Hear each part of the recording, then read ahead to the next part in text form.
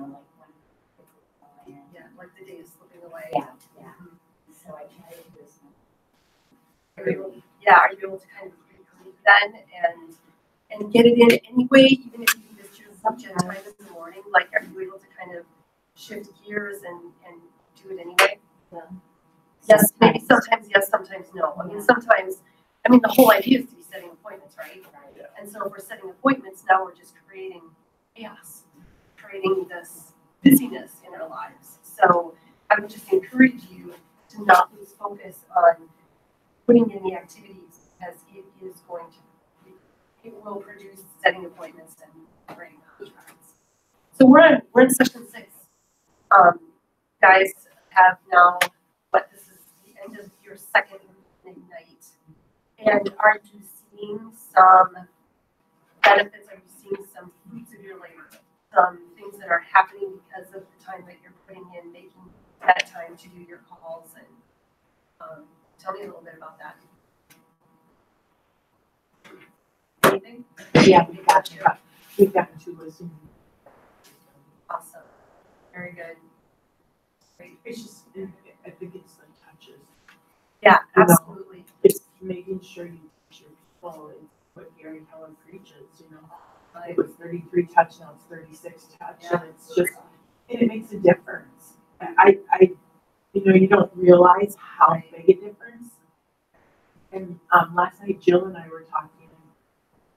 We had our big party. Yeah. We were talking about the outcome who came and everything like that, and she said she wasn't as purposeful as far as reaching out to him. And I said, I took note cards, and in the notes, I actually reminded them of the party. It's not everybody gets an email. It's true. Email's tough. I said, so when you get a handwritten note, everybody wants to open that because it's not junk mail. It's personal. Yeah. Yeah, very good. And are you finding too that sometimes the energy and the effort that you're putting into one area all of a sudden produces results in a different area, not even related to what you're focusing on? It's all about energy that you're putting into your business as a whole, and all of a sudden you have business showing up other places, and it's like, wow. Anybody else want to speak to that? Have you experienced that at all? Not yet. Okay. I'm waiting. You will. You will. I am. This is just the beginning. Positive expectancy. Yeah. Good for you. One thing I picked up is what Dan does with their cards. Yeah. And it taught me something like, or it's just like you're approaching your friends or your circle of influence, like they're trying to sell to them right away. Either handwritten notes or cards or whatever. But the way that does it, she doesn't mention sales at all. Yeah. Doesn't really mention, basically just, hey, you haven't seen it for a while, and just kind of something funny or whatever. Then we card it and leave it simple, and just kind of like, maybe get together for lunch someday or something like that. Don't go out with the, hey, do you have anybody that's got I've been doing it for so long. Right. Anybody that's got a home for sale or wants to sell it, but it's just like they instantly just like take a step back, like, whoa. Yeah, because it means something. Hi, Karen. It means something to other people when they know that you're thinking of them. Yeah. So guess what? Then when something happens in their world with real estate, they're going to think about you. Yeah, that's a great example. Thanks for sharing that, Jamie. That you're thinking about them not for just the dollar sign. Exactly. Yeah. It's about the relationship, right? Right. That's all about building relationships. Aside from real estate, they just happen to do something. We had a referral from another Keller who just couldn't help it. Because she's brand new and she was going out of town, she was there. Yeah.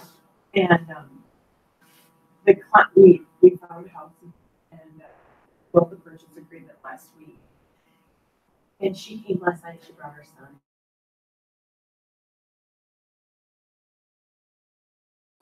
A week ago, and before we even wrote the purchase agreement, said, you know what? Things are going to happen for you. You're on the right path. Please, just believe in yourself, and we're going to do everything we can to help you do that. She told me last night that she got the card and it made her day, and she actually took it to work and pinned it on her because just, she goes, you believe in me, now I need to get it myself. And I'm like, you know, you just don't know how you're affecting people. And now take it one step further, it's on her work report. Yeah, So she's seen that every day. Yeah. And now what is she thinking when it comes to real estate? Who is she thinking of if a friend says, you know what, we need to buy a house? Yeah. We're hoping, Yeah, but it's one step closer to another, to a referral. Yeah, absolutely. Thanks for sharing that. Excellent, excellent example of that. Just thinking about writing that note, it goes further than just the note itself, and actually have some longevity to it. Anybody else? We're talking about successes, and we're on week 6 now, and we're seeing the fruits of our labor and making our touches before we get into another call session. So our affirmation for this week, I don't know if you all have been saying your affirmations. How many of you do affirmations on a regular basis? Yeah, Sarah. Okay. Yeah, when you think of it, right? I'll tell you what, when I was in bold, when I have been in bold several times, affirmations are a huge part of that, because sometimes saying your affirmations takes you from a place of maybe where you feel like you're plateauing or not moving forward to moving forward, produces forward motion. So before we get into our call sessions and making our contacts, let's everybody just stand up. And this is our affirmation. We're just going to say this together, and we're going to say it like because when we have a positive mindset, it means that we're moving positively forward motion. So on the count of 3, 1, 2, 3. My business is growing abundantly. Let's do it one more time. My business is growing abundantly. Awesome, you guys. Another great affirmation is, I am a great salesperson. I want you to believe that in yourselves, that when you're making these phone calls, that you are making contacts with people, because you guys are great salespeople. You have to be believing in yourselves. Another thing I want you to think about before you start calling, this is something else that I learned in Gold. This is not original material by any means. Before you start phone calling, another affirmation is to say they're home, they're happy, and they want to talk to me. They're home, happy, and they want to talk to me. So let's stand up one more time. We're going to say it 3 times, and then we're going to go into call session. All right, on the count of 3.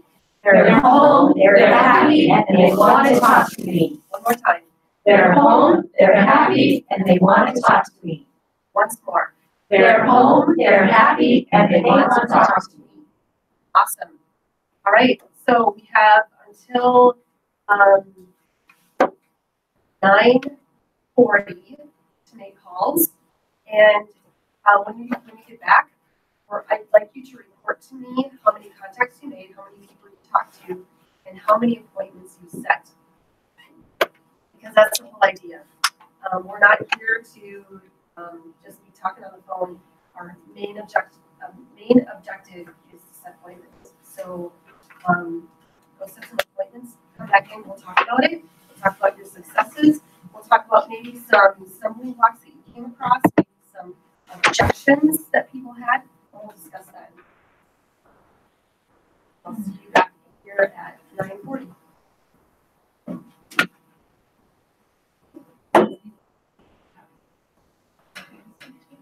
Yeah, my pleasure.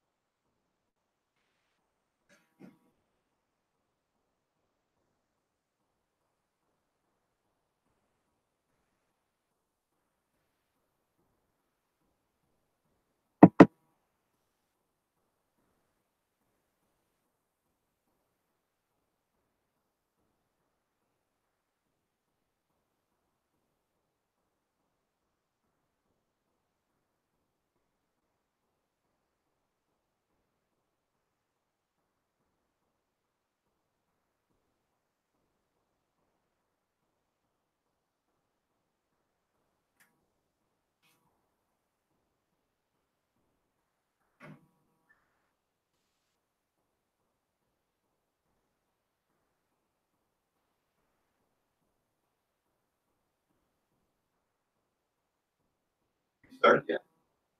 Yeah, we have started. What We're time did it start at? 9 o'clock. Oh, so you already started? We're doing call time right now. So everybody is making phone calls and then we're coming back here at 9:40 to talk about the contacts we made, how many appointments we set, and then move into our topic. Cellular. Yeah. But feel free to join us. Have you been coming? I missed. That's got okay. late start. Yeah, that's okay. Still listening. What are they doing? Calling their people up that they Yeah. form prospect. Yeah. Their leads, their speaker, they're making phone calls to set to Get a listing or something. um, But countdown weekend. what's that? I was a little influencer. Oh, okay. We'll get all your uncles and aunts. Those sons. Yeah. Well, hopefully we're not doing that. Hopefully we're selling something that they want to buy. Oh, no, they actually do like, they love it. Yeah. A lot of people. Yeah. The same thing. A little bit. Yeah. Are you from here? This office? Absolutely. Yeah. Yeah, I've met you before, Mike. Okay. Yeah. All the That's okay. time. I think Well- I do actually. You know, the older I'm getting, the harder I am with pulling names out of my brain.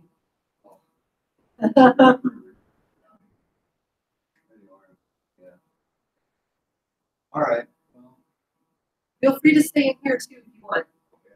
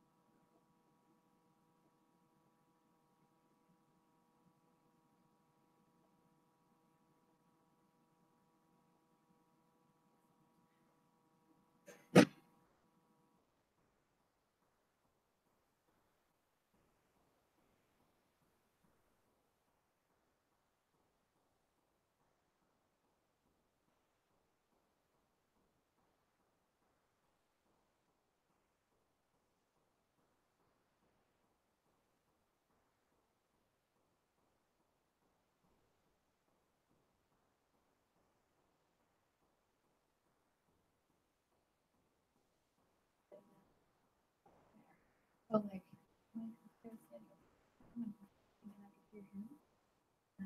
What microphone is it?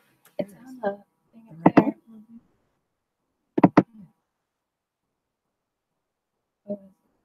Oh, no, sorry.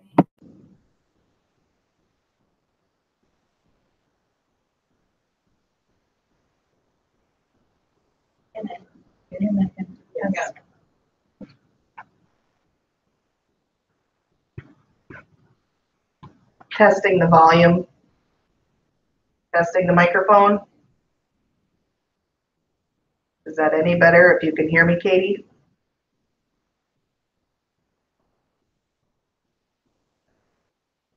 A little bit of a delay. Perfect.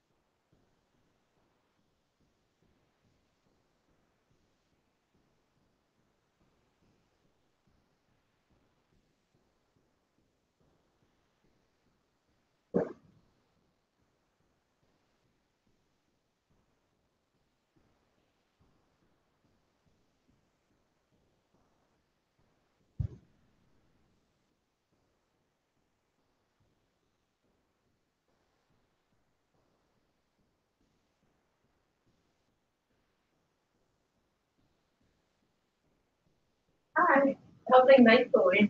Good, how are you? Good. I'm the binder if I can find you late. Yeah, there's just a second spot. Sixth. Sixth already? How many got 8? They've got, it goes till the 29th. Every Monday, Wednesday, Friday. Even in all of them? Yeah, I missed one. This is good. Yeah. And they're on calls till 9:40. Yeah, truly. Like, cool. Yeah. Go grab a binder.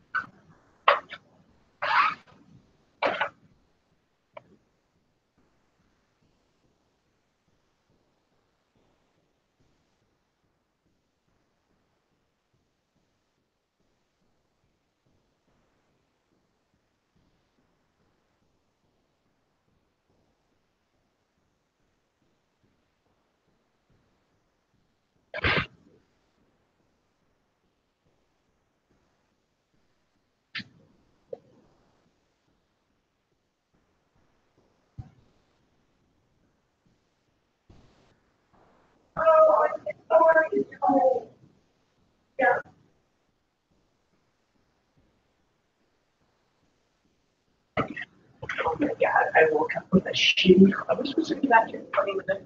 9:40. Oh, 9:40, I still got 10 minutes to go, yeah. So thank you.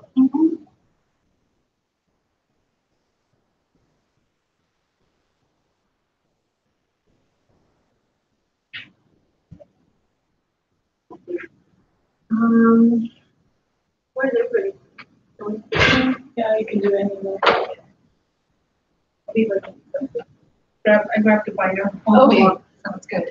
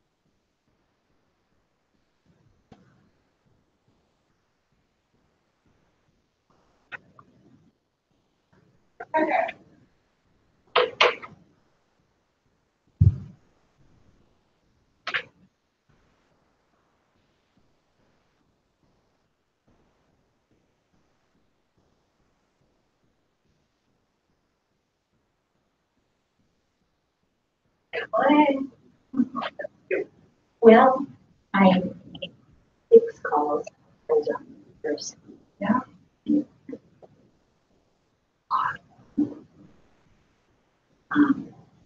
Yeah, an old fever.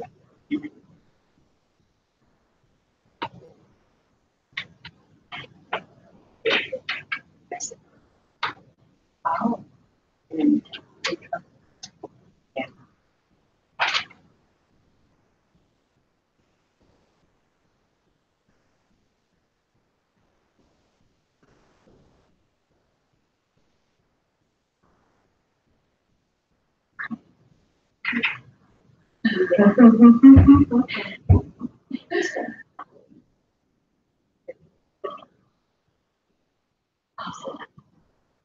so he was down about it. Because I thought it was okay. But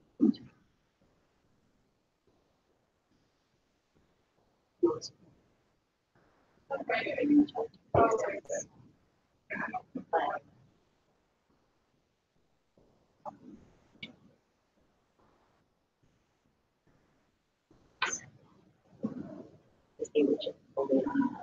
It's okay.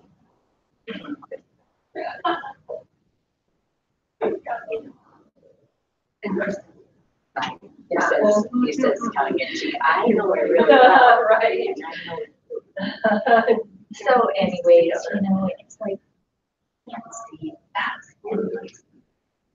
Yeah. It's all joy.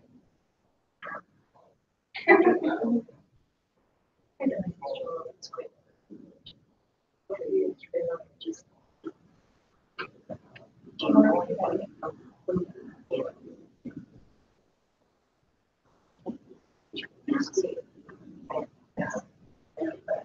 Sure appreciate all that. Support.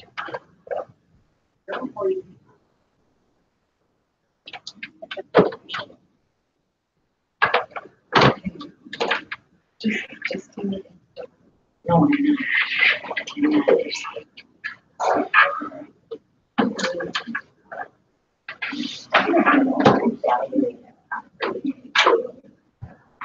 So.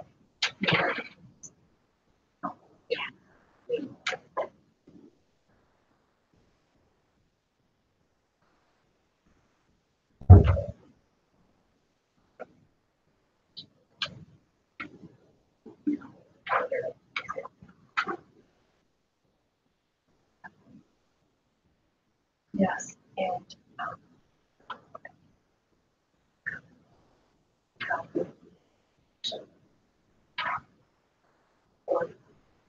watch.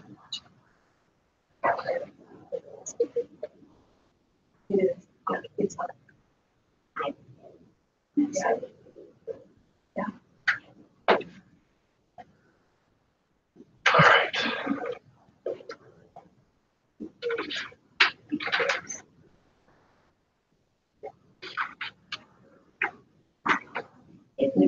Yeah, that's the first step, right? Birthday. Right. Okay, we gotta get started.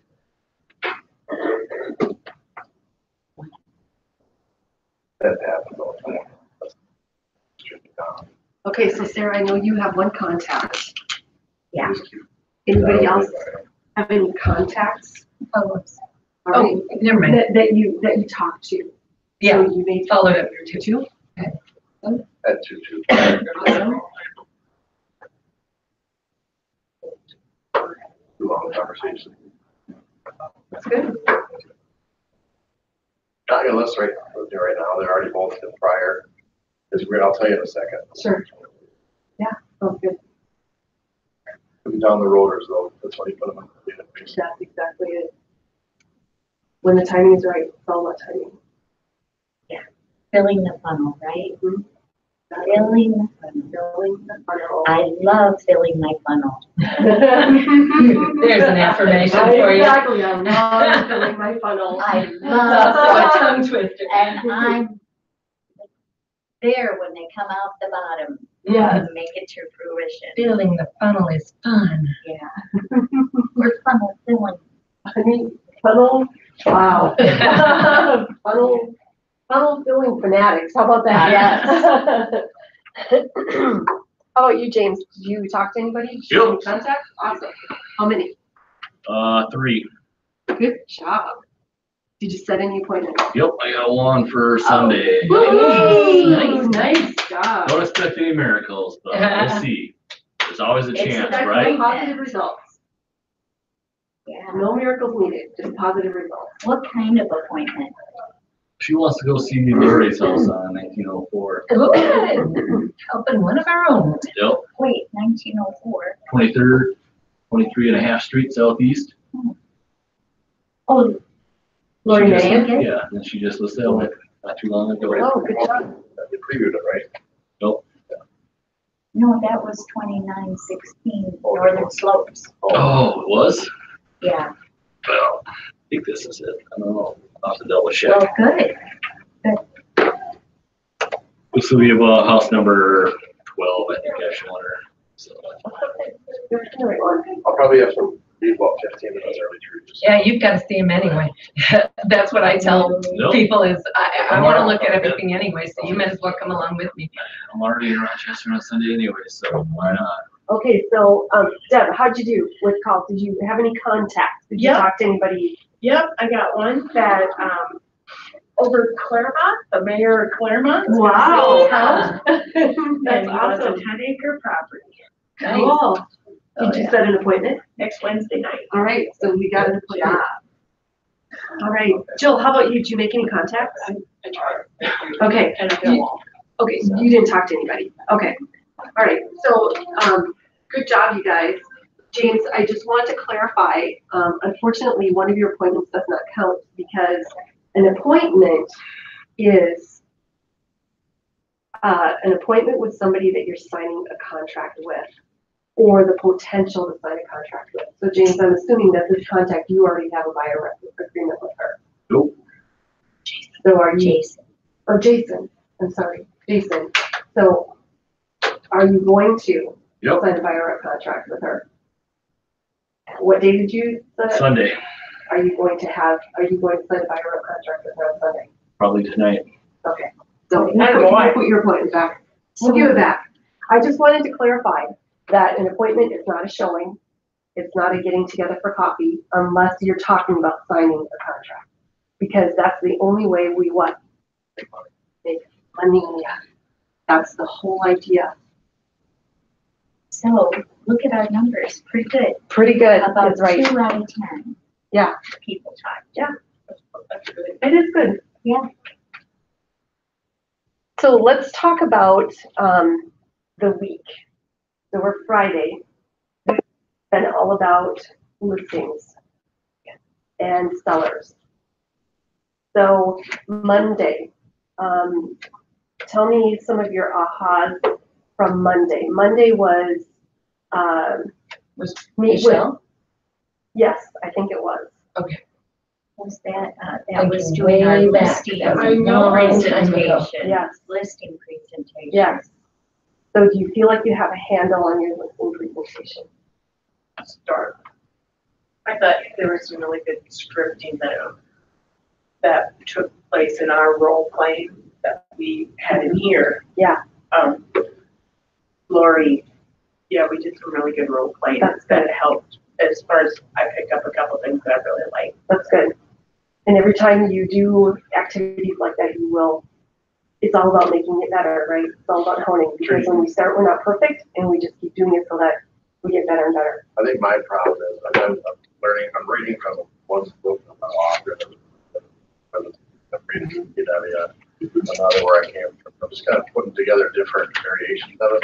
But when it comes down to actually physically putting it together, printing it, making it, how did you do your own when you first started? Or did you hire somebody to do it, pay somebody to do it? That's the tough part. So How do we? there is a listing presentation that Diana Kokoska offers up, and I don't know what's in your materials. I'm assuming that it's probably that script for your listing presentation. And that is, if you don't have one that is working for you, use that one. It's amazing. Do you know who Diana is? How do you spell her last name? K-O-K, she's the head of MAPS coaching. So K-O-K, O-F-Z-K-A, I believe. She just became the CEO. So the one Yes. that it's a template, or I can just put my It's name just a in there? script. It's a script. So I'm talking about the script. Oh, I see. If you want a listing presentation, there is a wonderful listing presentation in KDW. I have one. I'm willing to share mine with you, and you can change it up and use it however you want to. I'd be happy to do that. Jamie and I, one thing we talked about yesterday, was it yesterday morning, we were talking about, we've been trying to do some scripting this morning. It's so hard because one thing that we would say with friends or acquaintances is completely different than the script that you have with strangers. It might be. It might be. Yeah, and so then figuring out how to really script in different Yeah. situations with these strangers. So what's the key to script? Any script. The key to it is good what? Good communication. Yes, Listening information. Yeah. How about good questions? So if you have a script that asks good questions, it's going to lead to dialogue. That's the whole idea of using a script. Scripts lead to dialogue.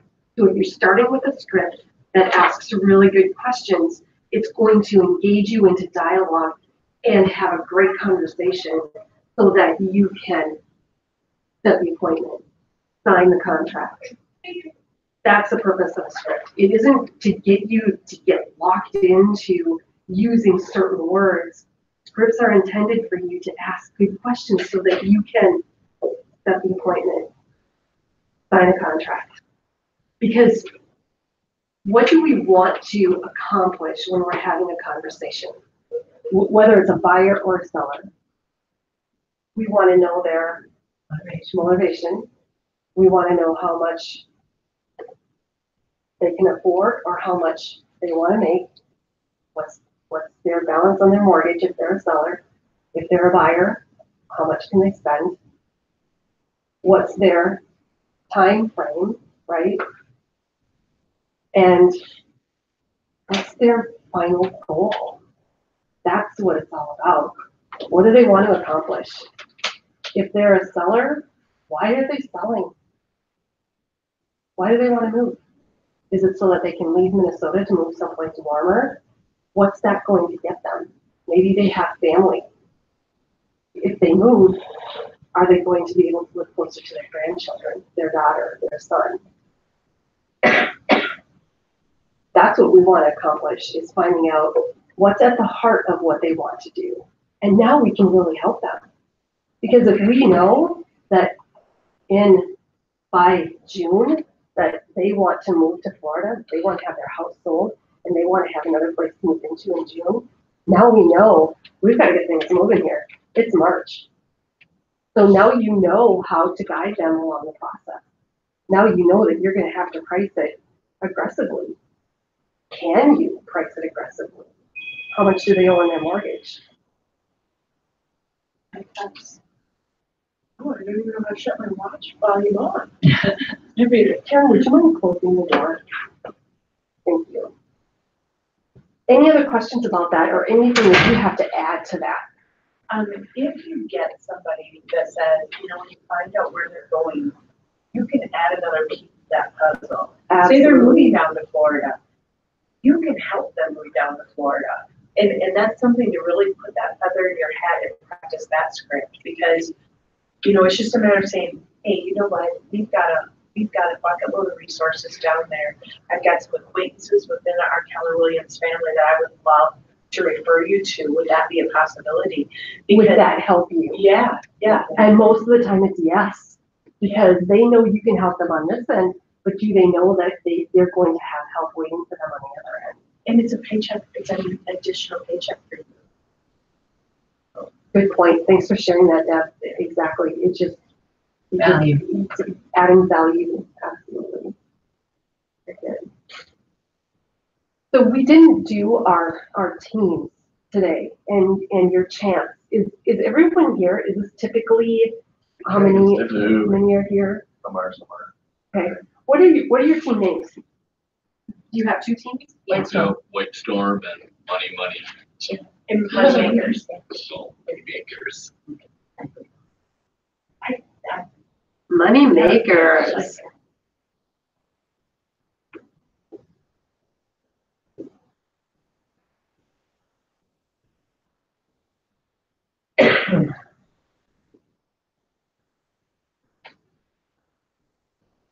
Does that help, Jamie, to think of scripts in that way?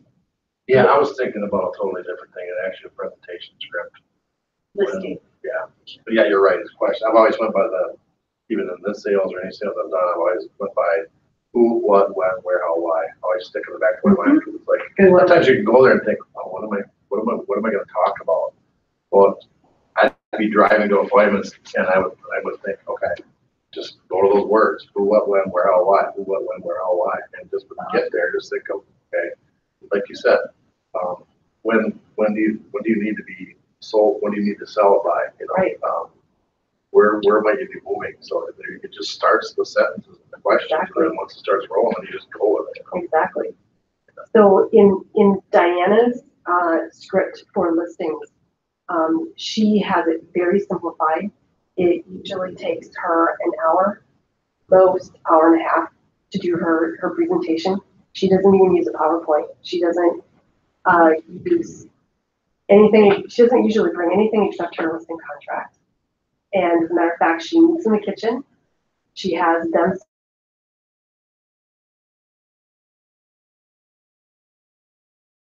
And then she tours the house herself, because in her script she says, now I can look at your house with the eyes of a buyer.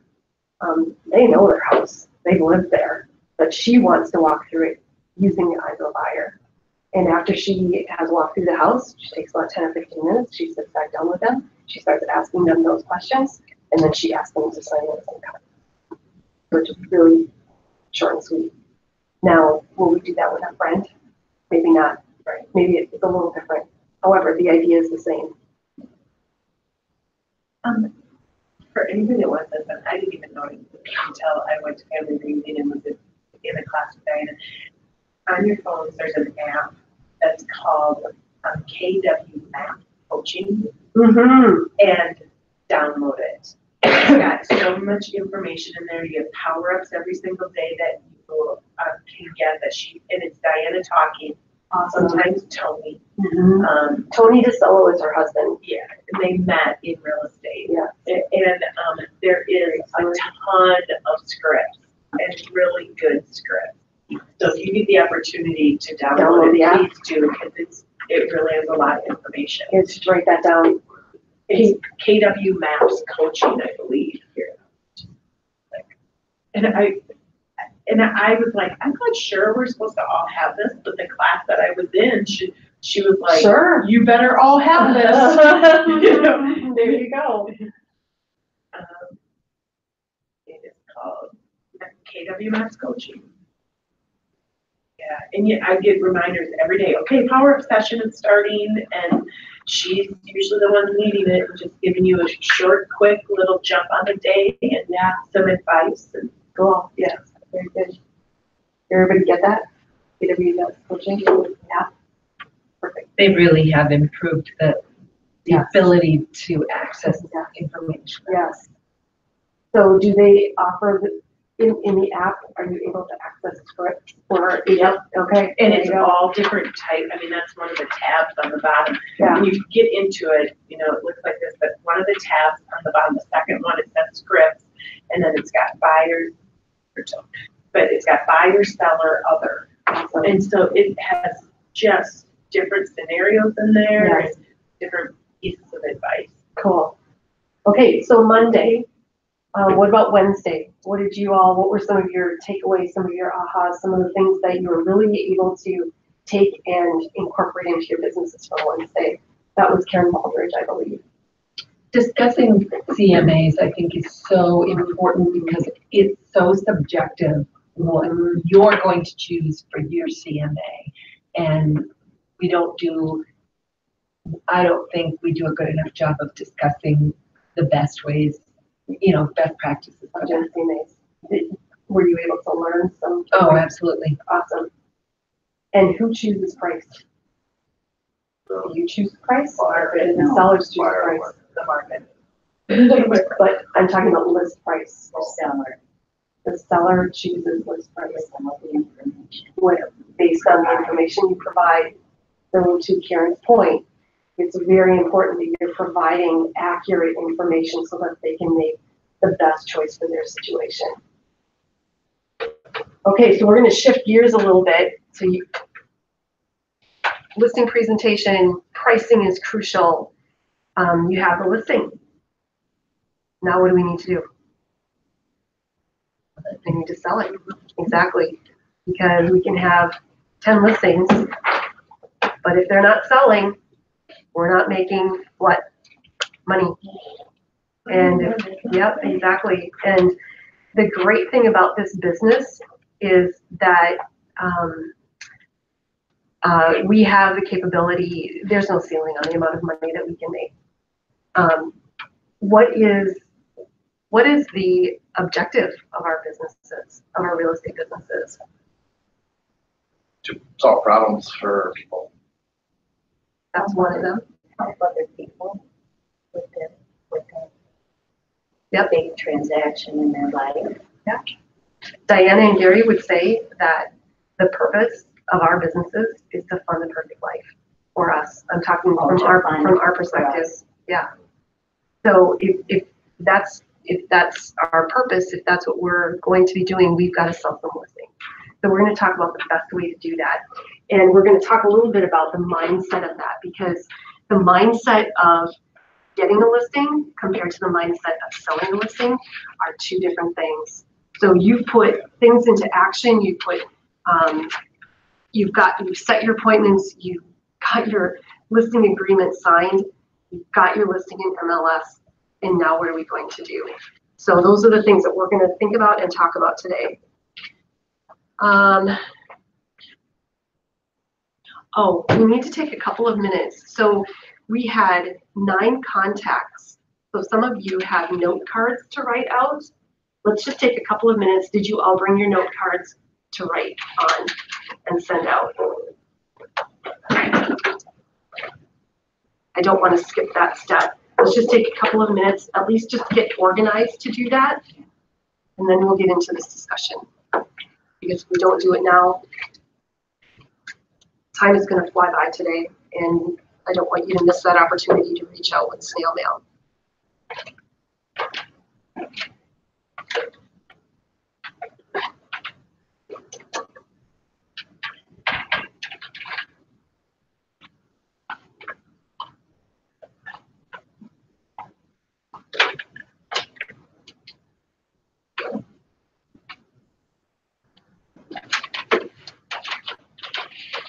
So 3 minutes after, then we'll start discussion. It's 9:58. We've got 5 minutes.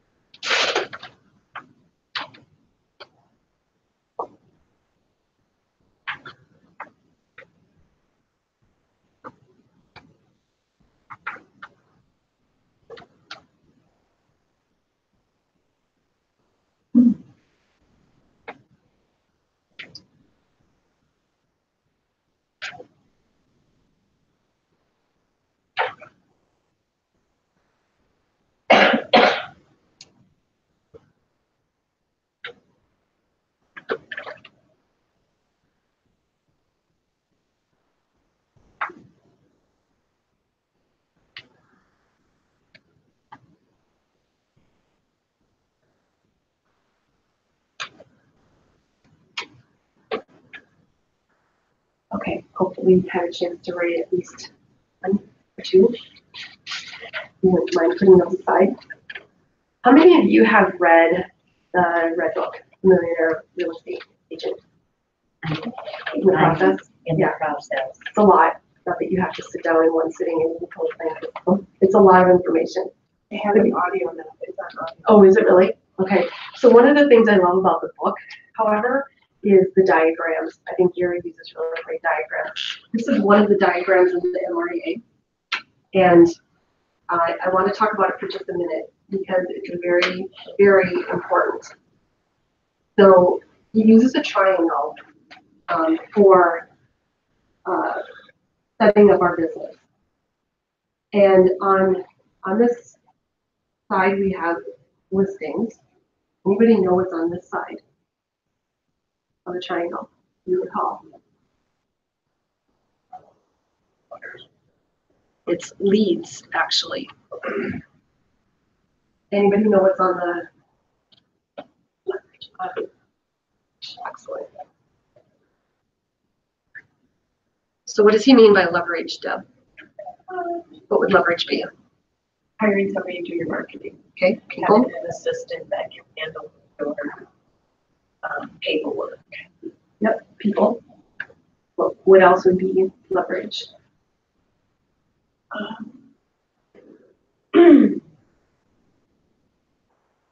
Other resources. But at the beginning of this triangle is listings. Because when we have listings, ideally what should happen when we have a sign in the yard, when we have an active listing on the market, ideally, what should we generate from that? Lead generation. Leads, yes. And actually, more than just leads, from one listing, how many other listings should we potentially receive? One other, one other, and one other listing. How many buyers? Possibly two, right?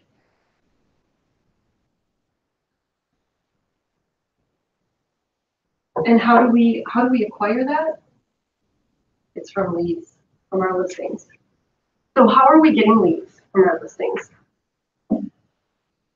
From houses, yep. What other ways are we getting leads? By having a Sign calls. sign calls? Correct. Door knocking. Door knocking. So circle prospecting in a way. Everybody understand that if you have a listing and you're door knocking to invite people to the open house maybe, or just to let them know that, hey, I just listed this property and maybe it's already under contract. And now you can do door knocking and say, hey, I've had this house listed for 5 days and we already have an accepted offer. Do you know anyone else in the neighborhood who's thinking about selling? Maybe they are. Yeah. Maybe they know an elderly couple who's been living there for 30 years and Mrs. Seller has gone and needs to finish home. What are some other ways to get leads from your listing? How about the internet? How about website? Even KWLS? Market leader sends leads quite often off of my listings. So you can see how this perpetuates itself. So what happens when you have a listing or two, and now you have several leads, and now you're busy. And now what? You need help, you know. And once you have help, now you can have more listings so that you can have more leads, and everybody's busy making money. Okay, if you could turn to page 11, here's our funnel, Sarah.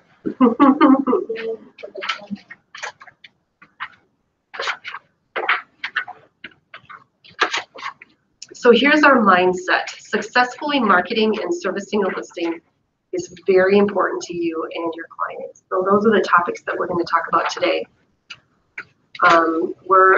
If you turn back to page 5, here should be our expectations for the day. This is what we're going to learn. Page 5, today's expectations. Are you all there? I just want to make sure that you have the same information that I do. Discover the techniques for and advantages of staging a listing to get it sold. Review the elements of our 14-point marketing plan in action. Learn the essentials of great service to sellers from the moment they sign the listing agreement all the way to closing and beyond. Because what? We want to be their realtor for life. And the 4th one, study strategies and tips for great communication and problem solving. Just what you were talking about, Jamie. We are problem solvers, and they need to know that they can have confidence in us to help them solve the problems as they arrive. Okay, on to page 11. Here's our funnel. And you can see here we are. So we've called our leads, we've set our appointments, we've signed our listing agreements, and now what? Now we have to get that thing sold, right? So what are we going to do? We're going to spend a little bit of time talking about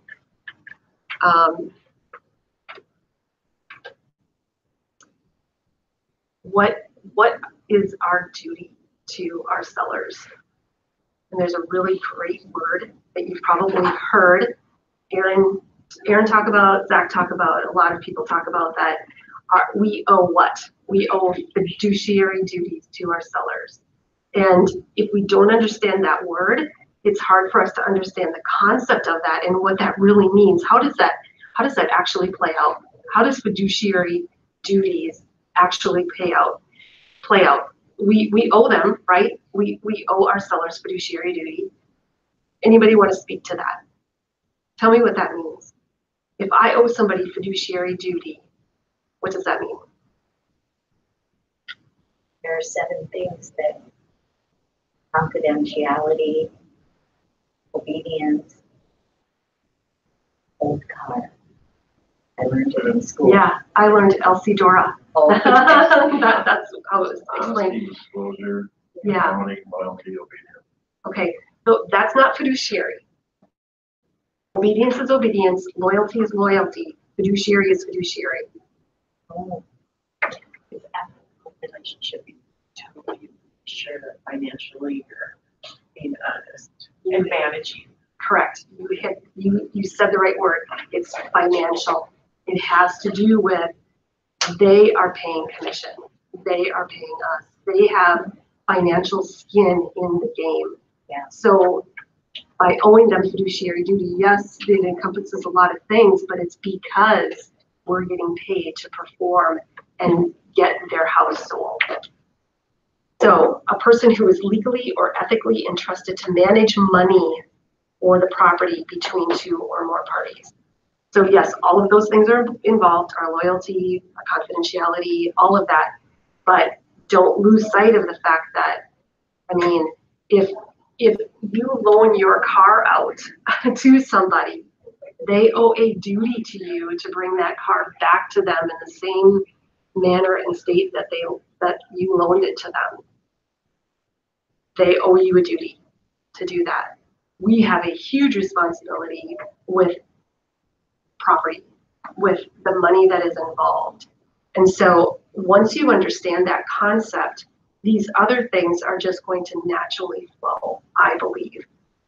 For me personally, once I really got a hold of that fact that I have a financial responsibility to these people, not to myself. Yes, my goal in my business is to make money, but my main goal in servicing my sellers is to manage their money appropriately. So we're going to talk about the importance of staging.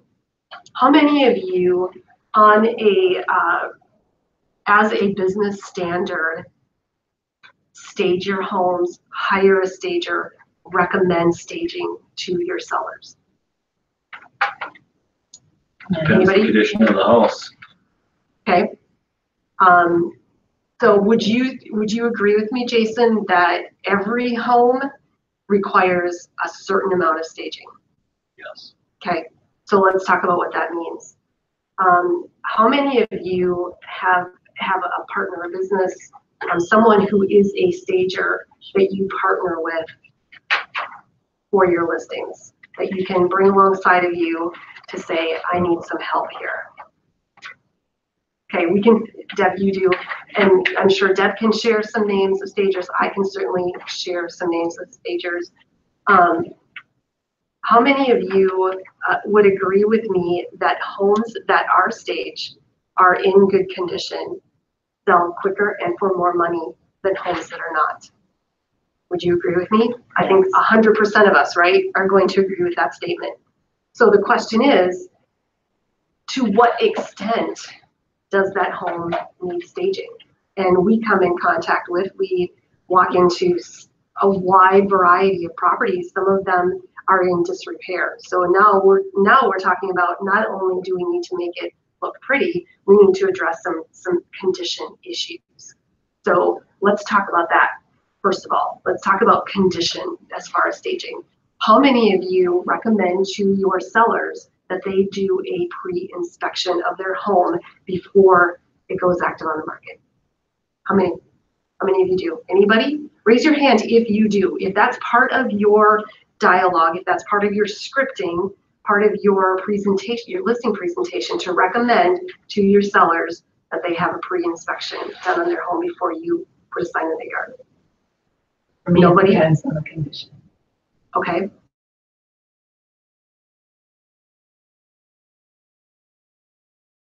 Right. I mean, some things are obvious, some things are not. Some things, sometimes people live in a home and they keep it immaculately clean. They have decluttered already before they even invite you over for the listing appointment. But there may be things that you can't see, that we can't see because we're not home inspectors and we're not spending 2 hours in the house before we sign a listing contract, right? I think it goes back to the questions, how soon want to get out of it. And if they want to be this whole thing be expedited, I think suggesting to them to get a home inspection kind of alleviates all the problems or headaches that might get presented in that, and allows them to take care of it. And then they can tell the sellers it's been pre-inspected, and so you can go from a sold active upon inspection to a pending sale instantly. Correct. Very good point. So in addition to that, Deb, now two things have happened in what you just described. Two things have happened. Number one, you have taken away the potential for problems. You've given the seller peace of mind, right? Because how many of you have sat in the tension of a home inspection contingency period with a seller who is calling you to say, have the buyers gotten back to you yet? They just had the inspection in the morning and it's already 2 o'clock in the afternoon and we haven't heard anything. How did the inspection go? Then, I'm sorry, Mrs. Seller, typically it takes 24 hours for the home inspector to write their report, and most likely we'll know tomorrow, 10 o'clock the next morning. Have you heard anything from the buyers? It's now been 24 hours since the home inspection has been done. Okay, they're anxious, right? Because they don't know. They've lived in that house, I don't know, 5, 10, 15 years, and there are things that happen in homes that we're, as homeowners, we don't even know are happening until you have a home inspection done and you have a home inspection report to look at. So there's that tension and there's that worry. So what if you were able to, in the very beginning of putting their house on the market, you're able to say, we're going to take away the tension and give you peace of mind to have your home pre-inspected so that we don't have to wait for a buyer's inspector to find something. Let's find it first, and let's have the opportunity to fix it before a buyer even walks through the door and writes an offer. right? Does that make sense? Being proactive.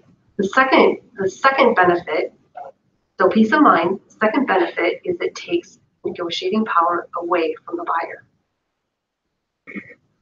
So what happens, there hasn't been a pre-inspection done, buyer brings his home inspector, and the home inspector finds things like there are no GFCIs in the kitchen, there are no GFCIs in the bathrooms,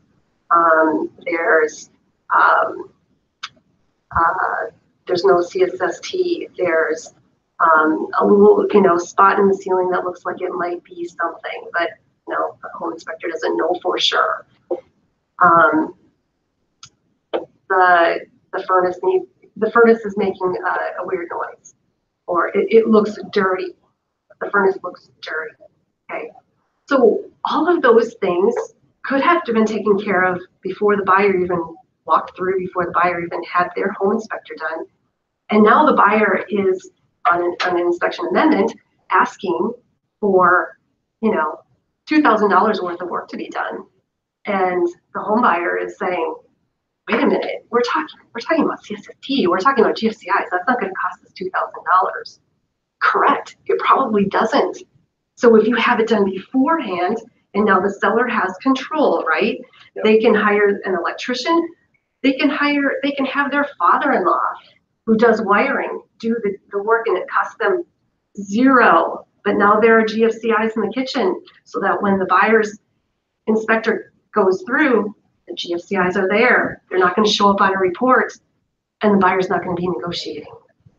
So if you really want to get the most amount of money for your sellers, just put it out there. Just consider having your home pre-inspected so that we can take care of whatever issues there are before a buyer's home inspector comes in. And now we have this report, and now we're negotiating again. I mean, we don't want to renegotiate, right? So one of the ways in which we can eliminate another negotiation process, have the pre-inspection done. It's going to cost them $350 to $400. It might save them a couple thousand just by preempting any problems or issues before that buyer even brings their home inspector.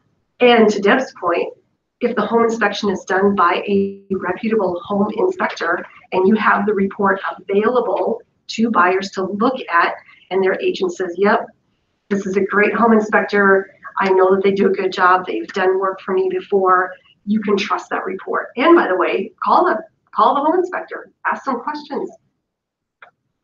Any questions about that? Okay, so in my opinion, that's part of staging. That's part of the process of preempting problems, getting the most amount of money for your sellers. There are other kinds of staging as well. So one of the services I offer my sellers, if I see that they need some help, like maybe they just have too much decorations, too much furniture. Maybe you've walked through and you've seen like light bulbs missing, closets are really cluttered. Maybe they've decluttered, maybe they've even taken things like personal pictures off the wall, but they still need some help. And so a service that I offer my sellers is to have a stager come in and spend an hour. I pay for it, it's $50. It's an easy $50 for me to spend for that stager to walk through the house with Mr. or Mrs. or both sellers and give guidance and opinions. Things like having all the same color light bulbs. Make sure that there aren't light bulbs that aren't on in a light fixture. Lighting in bathrooms, they should be the brightest white they should be. Tips on how to organize closets so that, I mean, how many of you walk through the homes with buyers who are opening closets, opening cabinets, and what are they seeing? If they're seeing disarray, now it's planting seeds in the back of their mind. Okay, they're really disarrayed. Have they really maintained this house? But to have a stager go through, and my stager takes notes and then emails all of those notes to the seller. Say, these are the things we talked about, and these are the things that I recommend that you do before you list your home. It's not expensive for them. It's just tidying up, maybe placing things. Maybe it's removing a big recliner from the living room so that you can see the path of traffic flow much easier, and it makes the room look larger. Maybe the seller hasn't even thought of it because it's her husband's favorite chair and he always sits in it, you know? But in order to sell the house, are you willing to live without that chair for a few weeks? Yes, absolutely. So hearing it from somebody else other than you, their listing agent, it does a couple of things. It shows your professionalism, that you have now brought another professional along this path with you to give advice, and help in the process. And it takes the monkey off of your shoulders, that you're not the one delivering that bad news. You know, like, okay, they've got to replace some light bulbs and they should maybe buy a couple of fresh white towels for the bathroom. And I see Deb nodding because, you know, these are the types of things that they're very simple, they're inexpensive, but they're things that the seller hasn't thought about. And it's not taking your time. I mean, some of us are gifted, some of us are not gifted in seeing those small things. Even if you are gifted in knowing those things, do you want to take that hour of your time or 2 hours of your time to be walking through and giving that kind of advice? It's really much easier to have a professional doing that. So something to think about. What about homes that just really need some serious help? Maybe they're vacant. Maybe it's a vacant home. Maybe you have a seller who's an investor. They've had a renter living there. Everything is gone. And there are clearly things that need to be done for condition. Maybe some paint, maybe replacing some flooring. But in your mind, you know that this house would show so much better if it had a dining room set, if it had some furniture in the living room, the kitchen had some staging done. So what are some options? What have some of you used in those situations where you need some furniture in that house? It's not your own house. Yeah. Yep. Actually, I have extra furniture in my house just for those purposes, and you might want to consider that, or have a storage unit, or know somebody who's a resource who can help you with getting. It doesn't have to be a big dining room set. It doesn't have to be heavy. Actually, some of the furniture I bought at Shopco. It's cute. It's trendy, but it's lightweight. It's easy to move. Some of it you can even just take apart and reassemble it back in the house. And you might want to consider some of those things. So, especially lighting. Yes. I think lighting is so key. It's huge because some of the older homes, for instance, don't have overhead lights. So give an example of what you do personally for lighting. Just bring in a tall lamp, and if there's no lighting in the room, get one that points up, as long as there's not the pause in the ceilings or the walls that it's going to draw. Make sure that your placement, that you don't put it where there's flaws. Yeah, you know, right, so that it appears like it's hiding something. Right. Yes. Yeah. Good point. Keep it so it accentuates it, but allows the light to come in. And I think one thing that's so important is make sure the window shades and blinds, everything open, show these houses. Exactly. Because it's a refreshing thing, but you're showing everything you possibly can to your client, but also, you know, on both sides, listing it and buying. Like Trudy said, oh my gosh, I have no idea how to shut the volume up on my watch. I'm so sorry. That's okay. The table is a huge one, the dining room table, because it really allows people to see the size. Because it's hard to see a small room and think the table's going to fit in there. It is. But if you give them an idea of what size the table and shape, it makes a big difference for people. It does. So what happens when you have a seller who says, you know, we'll just let the buyers use their own imagination? Do buyers have an imagination? No. No, do not. Trust me, they don't. It's really difficult for buyers to have a perspective of what size couch is going to fit in that living room. Even if you have a small love seat, they can at least see that, okay, if a love seat fits in this living room, then my larger couch is going to fit in this living room, or maybe not, maybe it won't, but that gives them perspective so that they can make a decision on whether they're gonna be able to live with their family in that house or not. I think it was Karen that said on Wednesday, she kind of gives them, it comes down to two things, either they're gonna stage it or it's gonna be as is. So if we stage it, here's the price we're gonna list it at. If it's as is, this is what we're gonna list it. Yeah, That's it. yeah. So to that point, do you want the most amount of money? Then let's get it staged and I'll help you. And it's been proven that you get 3 to 5% per listing if you stage it. Yeah. But sometimes it comes down to two, if they run into situations where somebody's maybe an elderly person has no relation around here at all, they can't take on the task of doing it all themselves. It's tough enough for others to live there, maintain.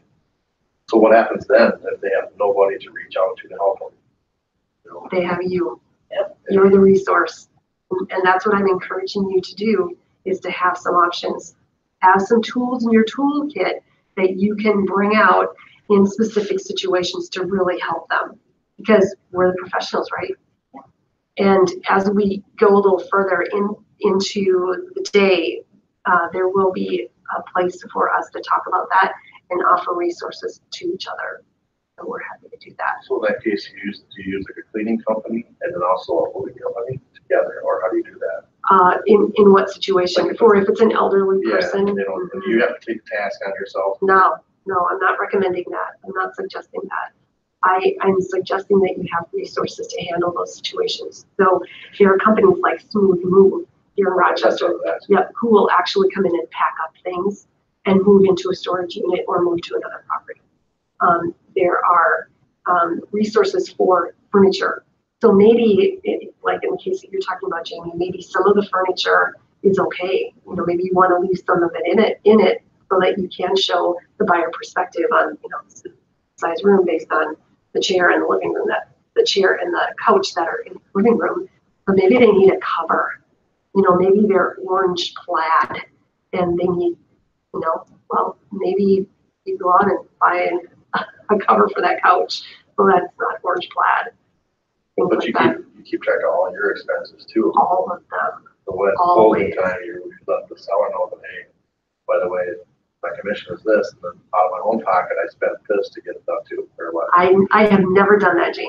Okay. Now, if you're talking about a situation like that, now you're talking about a conversation even before you sign a listing contract to say, maybe you want a retainer fee.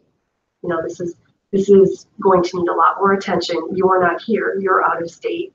I'm going to have to hire a carpet cleaner, going to have to hire Smooth Move, make arrangements for them to have access to the property to do their job, do their work. So I'm really going to need that retainer fee of whatever, 500, 1,000, in addition to my commission. The term of the contract, that's negotiable.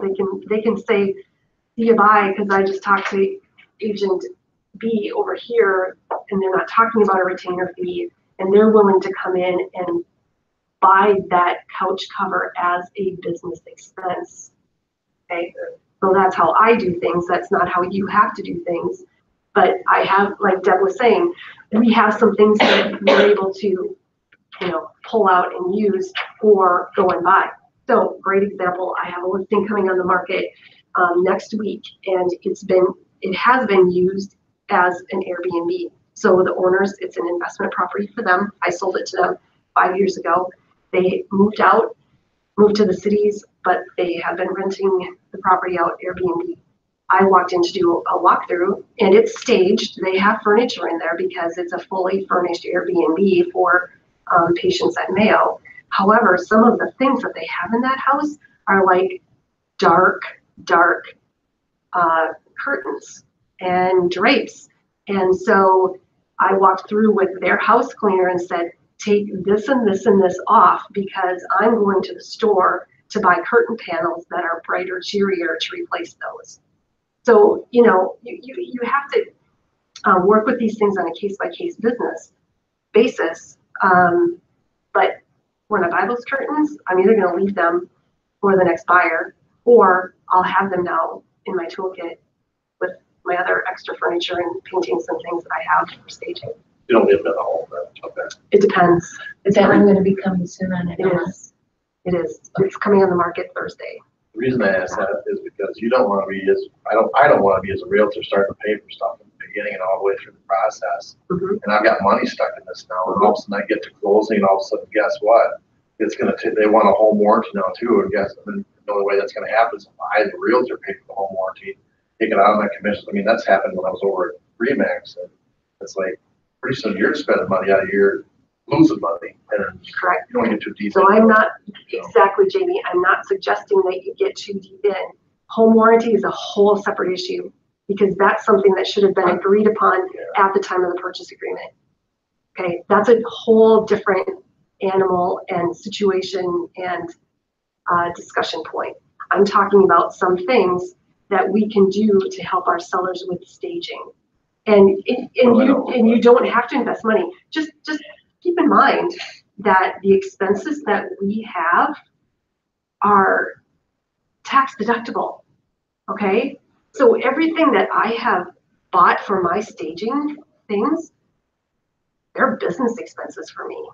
It just means that it's that money that I'm not gonna have to pay the IRS. And now I have something to show for it. Now I have some tools in my toolkit and resources for my sellers to offer. So if you kind of change the way you think about that as, yeah, maybe you are investing a little money to help stage, but now you're going to be able to use those at another time. And if you're able to use those items to get 3 to 5% more for that listing, that just means more commission for you, right? I think it's that thinking proactive financially. Is you walk in there and you know it needs to get painted, you know they're 80 years old, and you say to them, you go in knowing I've got this list of people that I work with. I've got this paper that I know where you're at. I know you want to sell this quickly. I have this resource. Would you be willing for me to get you in contact with this individual to pay it? Just giving them the Options. information. It's information and options. And it's up to them to make the decision whether they want to use it or not.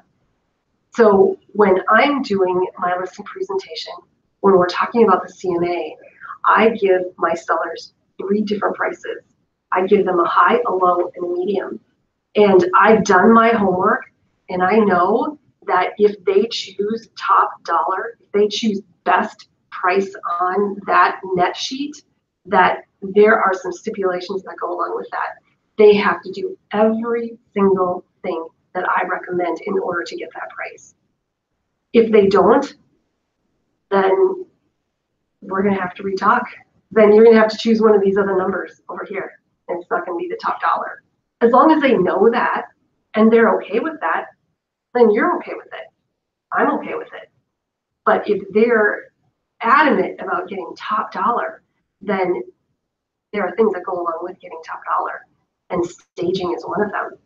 Taking care of the purple paint is another. One thing that's really hard is when you have one of those clients that's adamant that they're not going to do anything. Yes. But they want top dollar. Yep. And it's that mindset. And it's sometimes Mhm. just one of those Challenging. clients where you yourself have to remember that it's a relationship, like we talked about the other day, was it Wednesday, that we're deciding if we're gonna work together. Exactly. And it might not be in your best interest to take it. You guys went into that house, that smoky house. Is that a listing that you would want? You have to decide, is that, even though that financial looks good, is it really? Well, you could take it one step further and just get him a list of things he'd have to do, and if he's not going to do it, That's just what I'm walk saying. away. That's what I'm saying. And sometimes you just have to gain that confidence within yourself. To trust your gut. Yeah. If your gut is telling you there's no way in heck that I'm going to be able to sell this house, at top dollar with it looking like this or smelling like this, then don't do it. Because And sometimes everybody's going to be disappointed. if I have one of those really stubborn, somebody who really wants to list their house, but wants to get what the neighbors got when the neighbor's house was in perfect condition, I say, it's a great market. It's possible that you could sell the house without doing anything to it, but investors are about the only people that can look beyond, and they generally want it for at least 25% less than the neighbors got. So do the math, and you can do a lot of improvements for 25%. Do the math. And another phrase that's been really helpful when I've been talking to difficult sellers is condition has to match price. So at this price, a buyer's expectation is here. But if your condition is here, there's no way that buyer is going to spend this much. They're going to want to spend this much. So what are we going to do to match condition to price? Maybe it's meeting halfway. Maybe some of it is you still want that listing. Maybe it's a good friend. And maybe it's your neighbor and you don't want another agent's sign in the yard next door to your house. Okay, so now you have to do some creative thinking on what are we going to do here. Another option is to test the market, so to speak. I hear you, and I understand what you're saying, Mr. and Mrs. Seller. And this is what we can do. We can test the market. We can start out at this price, and in 2 weeks' time, let's listen to feedback.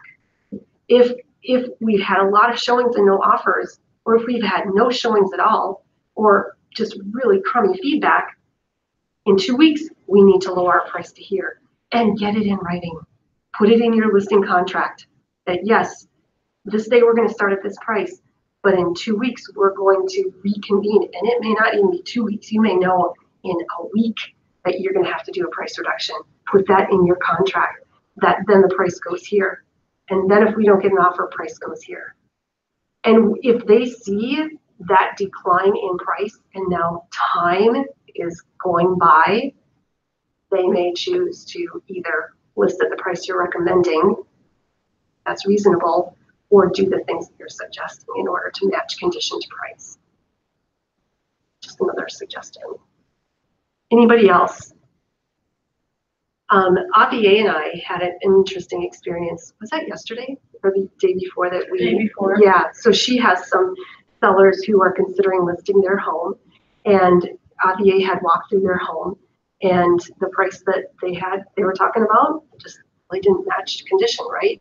Well, fortunately, a house went on the market like 2 doors down on the same side of the street. Yeah. And guess what? APA set up a showing appointment, brought them through so that they could see at this price, this is what condition looks like. And I think it was kind of eye-opening. Yeah, that's awesome. How fortunate. So Yeah. what was the outcome? How did your clients? It was sobering for them because they wanted to list their home at this price. I mean, they didn't know they had to fix some stuff in their house, but they just wanted to like, okay, if you fix all these things, we're going to top. So when we went to that house, and that was right next door that's on sale, it was that condition that they wanted to put their home in. And it wasn't top. The price that they were talking about. So it was sobering, and they're like, wow, we have a lot of work to do. And we're now considering the price. So we were thinking about it, Yeah. not possible. Yeah. Right. But APA's gut was, when they were talking about that high price, her gut was, oh my gosh, I don't think they're ever going to get that. Yeah. Even at top condition. Yeah. No. And so you didn't even have to say it. It was proof. Yeah. You know, the house went on the market and it was proof for them. So, okay, thank you all for sharing. That was really great discussion. Any questions about staging? Any comments from our conversation that you want to add? Can you give to the contacts that you have for staging? Yeah, absolutely. Yeah, I've never Yeah. seen anybody for $50 for An hour. initial consult. Yeah, An hour. she's great. It's an hour, and I promised them an hour. I promised to pay an hour. If they want longer, that's up to them. You know, she'll work for them, you know, for another hour, but then they're off my my payroll, and then they're on the seller's payroll.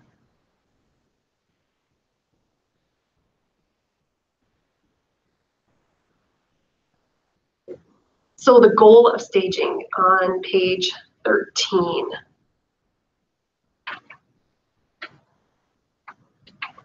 To present the best face of the home, maximize the spaciousness of the home, allow visiting buyers to envision themselves in the home instead of seeing the seller at every turn or work at every turn, right? If every room you go into, they're saying, okay, this room needs to be painted, okay, this room needs to be painted, okay. You know, in a buyer's mind, it's all adding up, right? So let's remove those objections from the get-go by having that initial conversation with the sellers. Now, is there a point where you know, you land on a price, they choose a price, sellers choose to list their home at a certain price, and they're factoring in the fact that, you know, these things need to be done, and that's very valid too, so that, you know, you have that conversation with the buyer's agent. We talked about this on page 14. Will staging bring in higher offers? It absolutely does. And, you know, I think the proof is in not NAR numbers necessarily, though they are. The proof is in MLS. I mean, all you have to do is look at North Star and look at the homes that have been on the market for 30 plus days. You know, there's something going on. You know, in this market, 60 days is an eternity. There's something that's been happening with that home as far as condition goes or staging. The most important rooms of the house, we kind of talked about that. The number one room to stage, if you're wondering, I mean, if you're, you know this house needs to be staged, but where do you start? The number one room that's important to buyers is the living room. The second room is the kitchen. Third room is the master bedroom, dining room, and fifth is the bathroom. Any comments about that? Agree, disagree? Bathroom is easy. I mean, you think it's cheap and easy. It is. Yeah, I agree. And I don't know if I agree with master being third. I almost think the dining room is third in my mind. I don't know. What do you think, Deb? I think the main focus when you walk in is the first impression, right? Yeah, whatever room that you're walking into first, that's the one that gets the most attention. Because 8 to 10 seconds, they get to that first impression is made.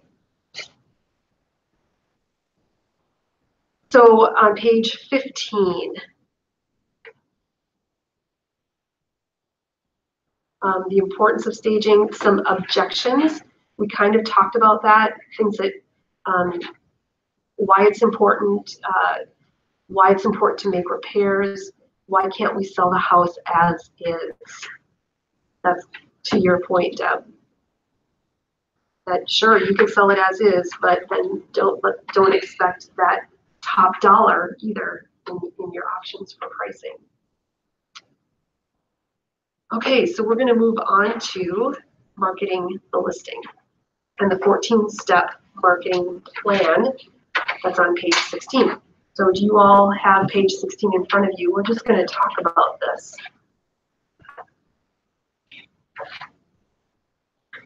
So put your listing on the buyer's radar screens. And your 14-step marketing plan, which you are going to present to your sellers in your listing consultation, is designed to produce maximum exposure quickly and allow you to capture as many buyers as possible. So I don't know how many of you have a 14-step marketing plan. If you don't, you might want to consider maybe not 14, maybe it's 12, maybe it's 10. I don't think it's the number that's magical. I think what is magical about this is that you're showing your sellers that you have a plan and you have a strategy. So my strategy, my plan, my marketing plan may not be the same as Deb's. It might not be the same as Sarah's. It might not be the same as Jill's. The important thing is that you have a plan that is doable for you, because we don't want to overpromise and under-deliver, right? We want to promise something that we're able to deliver. So, you know, Jamie, to your point, maybe promising that you're going to provide staging furniture isn't even an option. Maybe that's not something that you can even put your brain and your money behind. then don't promise it, is what I'm saying. Then, come up with another resource. But we're going to go through these, and please feel free to comment on them, because this is all about discussing what has worked for us and what hasn't worked for us. Price the home competitively with the current market and price trends. Okay, so we have to make sure that our CMA is up to date. If you're going to take notes on this, make sure your CMA is up to date. Because what I mean by that is, what if you're going for a listing presentation in November and you get the listing contract signed, okay, because they love you, they know they're going to hire you to sell their home. However, they're not going to actually put their house on the market until March. Do you think your CMA can change from November to March? Absolutely. And probably is it going to be for the better or for the worse? Better, right? So I would recommend that you stay in contact, in communication between November and March with your sellers, and in November, set a date at the end of February to revisit your CMA so that you can come back and you can bring up-to-date comps with you, because a lot can change in the market in 4 months, in 2 months, in 1 month in spring, right? It can change a lot. Any comments on that? Number 2, advise sellers on how to attract buyers by showing their home in the best possible light. Okay, we talked about staging. That's one way to present the house in its best light. What's another way? Professional photos, not your phone. Video. Not even your, video. If you can do video, your listing is going to get so many more views than just stills. What about virtual tours? How do you guys feel about, if you had say you only want to spend a certain amount of money, which leads you to having to choose one of the 3: professional stills, professional video, or semi-professional video, or virtual tour. What are you going to choose? If it's one, professional photos for sure. Because what are most buyers doing on their phone? You have to have professional photos so that the house shows well from the moment they look at it on their phone or on their laptop. I have a little tip to go with that. My husband's a huge tech freak. He's a nerd. But he just bought this tripod for his phone, and it has this program where wherever he can put it on the counter, and wherever he moves, it actually tracks him. Oh my word. Follows him. And But he doesn't want to be in the photos, though. He actually does kind of. Like a tour? His personal tour? He'll do a tour, Okay. he'll talk, and Cool. mind you, because he's techie, he can play it and then talk afterwards at Okay, sure. But it's really, and it's a one-time purchase, and it's a write-off. Right. And you've got it right there if you feel comfortable doing it. I mean, you have to take the time, but it cost him just over $100. So The tripod, you mean? Yeah. And it was funny, Jeremy Bigelow was here last night, we repped with them, and for Bigelow Homes, and Jeremy was viewing one that Tim just did a rep on yesterday at a new construction home, and Tim referenced Jeremy, and so then he's like, so let's hear from Jeremy Bigelow.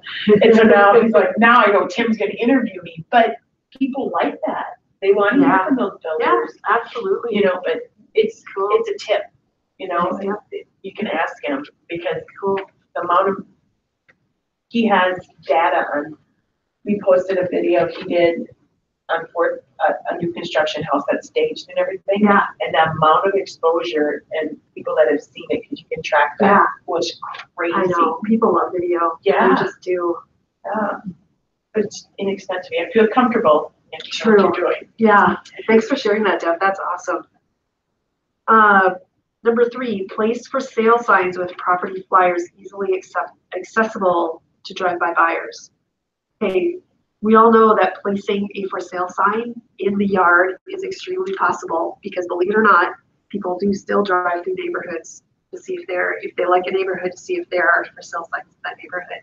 Actually, according to NAR, besides internet, people seeing your listing on the internet, your sign in their front yard is the second most popular place that buyers see your listing. So it's really important to have for sale signs. Having brochures, flyers, that's debatable. Not everybody chooses to put flyers, brochures in. Those who do, I think, have a specific strategy in doing it, in that they're not only advertising the property that they have the flyer in, they also have their other listings on the back. And it's a way to capture leads. So maybe they're not putting a price, but they have a phone number to call. So if you're just putting flyers on a signpost to just put flyers, it may not be the best use of your time and resources, because what happens, the flyers get taken and you have to refill them, because there's nothing more disappointing to a buyer than to walk up to a flyer bin and it's empty. So either have a system and a strategy, and maybe the system is that your sellers replenish it when they see that they're gone, or have a strategy to capture leads. So does that make sense? Respond to all buyer inquiries immediately. Okay, this seems really simple, and it seems really straightforward, and it seems like, well, who wouldn't? And I can tell you there are times when I haven't followed up immediately, and somebody who has called on my sign, and maybe I was out showing houses or in a meeting and I couldn't immediately follow up with them, they just moved on to the next for sale sign that was in a yard. And now that realtor had the conversation and captured the lead. So I can't stress this enough, that if you have a call on your sign, or you have an inquiry from your website, or another company that you're using to generate leads, you have to respond immediately. Number 5, optimize the home's internet presence by posting your property in KWLS, local and global, if that is pertinent, MLS systems, and on social media with plenty of photographs and description of the property. So again, this seems really obvious. It's a talking point, right? So this is a plan that you're presenting to your sellers. This is what you're going to do to market their home, right? And they're going to want to know, is my house going to be on Trulia? Is it going to be on Zillow? Is it going to be on Realtor.com? And you're going to say, yes, absolutely, it is. And now you have the opportunity to have a conversation with them about those websites, right? Because how many of us love Zillow? Yeah, but do we use it? Yeah. And are our buyers and sellers looking at Zillow? Yeah, they are. And our sellers need to know that we know that buyers are looking at Zillow, whether we're in love with them or not. We probably hate them. However, they're very important to the way that we do business. And now we can have that discussion. The 3 main national websites, Trulia, Zillow, Realtor.com. That's where most of the buyers are looking. Yes, they look at KWLS. The beauty of KWLS, what is the most important benefit to us as realtors that our listings go into KWLS? Anybody know? Well, they syndicate it for us. Yes, exactly. It literally goes to thousands of websites. Yeah, hundreds of them. So, don't downplay KWLS. I mean, we don't use that on a regular basis as realtors. I hardly ever go on KWLS, but I'm so thankful for it, because it's the way that it's generated to other websites other than the national websites. So you can warn them, Trulia, Zillow, Realtor.com, why is their information inaccurate? Why is it? Why do we have this love-hate relationship with them? It's because they use a third-party vendor to grab information from MLS There's a third party involved before it gets on their website. Well, what happens in the middle? Things get scrambled, or they're grabbing information and what's out there is inaccurate. So what's the truest information on a listing that we have? Our MLS. If you can make them understand that, because sometimes we don't have control over the information on our listings that we see in Trulia, Zillow, and Realtor.com, and it's not our fault. Sometimes we have control over it. Most of the time we do not. They all, in the past, had allowed us to go into our own listings and edit and change. Zillow, Trulia don't allow that. Realtor.com does to a minimum, but so here's the opportunity in your marketing plan to say, you know, if it's incorrect, I apologize. Just know and trust that the information that's in our MLS is accurate and correct. Here's some information. Yeah. With our KWLS listing, go into your My KW right now, look at your profile Good settings, point. go in there and go and well, I'm sorry, there's a different way to go to it. But go to your website. Go to your website and personalize your website, because that's what goes out to people. And the more you personalize it, more current you personalize it, Yeah. you move up to the top Yeah. when people are searching for you. So the more you go into that and it just do different Tweak it. things, Mhm. yeah, you'll get bumped up to the Yeah. top of the list and people are searching for Rochester homes, Rochester realtors, Right. stuff like that. And you can customize it to you so it shows your exact listings that are showing up, or It is really slick. The other thing is your profile. I mean, that's like bare minimum. You should go into My KW and make sure that your profile, everything is accurate and it's updated. Because I'm telling you, with Kelly and and our referral partners all over the nation, that is the information that our referral partners are seeing is what's in our profile. And sometimes it's your bio. I mean, we're all unique, right? Make your bio unique. Don't make it, I've been in the business so many years and, you know, I love my cat. You know, make it interesting. What's going to grab somebody's attention to choose you as their realtor or referral partner. So great tip. And it might just get you a listing or a referral. Tim's with one of my clients right now because she found my website. It was 2 days after I had gone in there and really And made a change. and Bring made it some up. changes on it. Cool. And she's from New Orleans. Wow. Yeah. And you were just there. And we were just having lunch with her. We had lunch with Erin went with me. We had lunch Wow. with her. Cool. So it ends up being twofold because she knew Keller Williams, and because she's a leasing manager, so she has to have a real estate license down there. Oh, sure. So now, yesterday when her and I were talking, she's like, okay, we're showing rental property today. Just because Wow. we're in customer service business. Yes. We're not just here to sell Right. homes, we're in customer service. And I know with her husband, he's a fellow at the clinic. Mm-hmm. But also she said, and then I want to talk to you about Keller Williams. So it's like Awesome. twofold. Yeah, But for sure. go to your websites. If you Yeah, don't know how to talk to me. It's about information, right? That's what we're talking about. We're talking about websites. We're talking about information on our listings, personal information about us. If you want to talk to anybody about Zillow and the different things, talk to John Buckingham. He's very passionate about Zillow. There you go. Or Good tip. I didn't even know that. Not existing. I didn't know that. He's involved at the state level. Oh my goodness. Yeah. Huh, I'll have to talk to that guy. I haven't talked to him John for a while. Buckingham. To get rid of it. So. Okay, number 7. Wow. Okay, we're like, we got a lot to cover here. Post the home on your branded KW app. Kind of what Deb was talking about. Create flyers and comment cards for viewers of the property. I think, you know, every seller likes to see their home in bold colors, right? So just by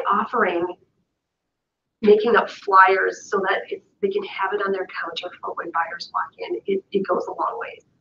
I don't think I've ever sold a house because of a flyer. However, I've made many sellers happy because they've had full color flyers to put on their counter. Yes. Sorry, I want to back up. Yeah. Post the home on your branded KW app. we don't physically do that. Doesn't it automatically do that? Yeah. So if we've got an MLS, it's gonna update them. Actually, I think it's KWLS. KWLS. Okay. There's Do we different. physically do KWLS or does Christina do that when she enters It's it? part of the listing that takes a little bit longer than MLS. It does. To go To in, refresh. but you need to go in there and look at it and make sure everything is correct. Because it pulls it, not all the stuff is always correct, so you need to send an email to Margaret or Karen or Patrick, one of them over there, and they can correct it. But it's really, there's mistakes that are made in the polling, so you really need to look. That's the app that we have on our phone. Oh, okay. Yeah, but on the computer, it's completely different. I would also suggest that when you have submitted your listing and you know that it's live and active and you've received that, message from Christina that, here's your MLS number, it's active, to go in it, make sure it's correct. I mean, Christina does a great job, but she's human.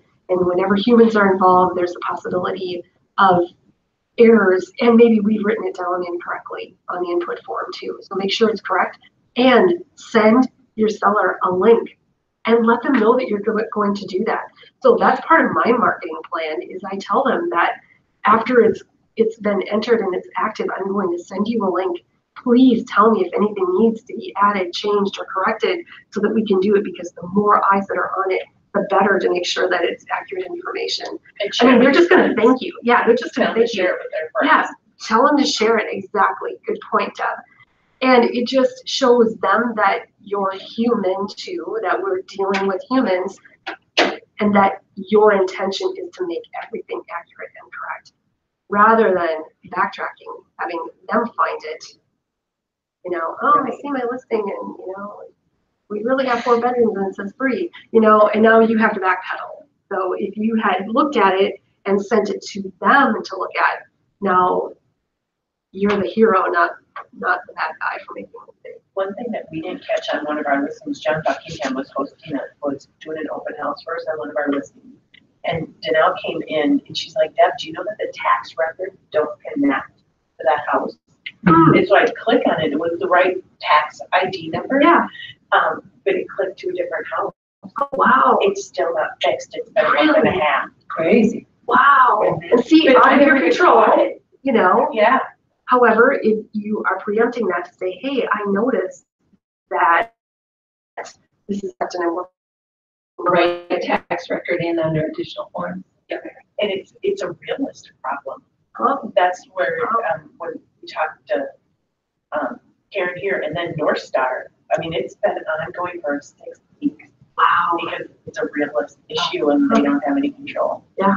So, But yeah, you gotta problem check it out. solving, and just being aware, and don't take for granted that just because you put it on the input form, you give it to Christina, that everything is hunky-dory.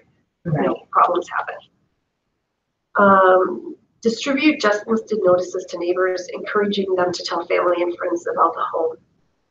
How many do just listed postcards?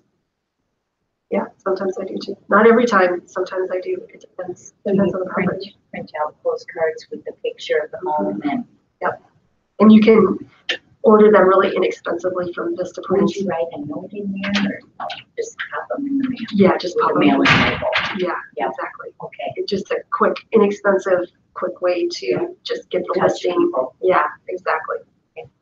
Target your marketing to active real estate agents who specialize in selling homes in this neighborhood. So that's the beauty. One of the beauties of being in this office is that we talk to each other about our listings. We have our Facebook page. And again, it goes to networking.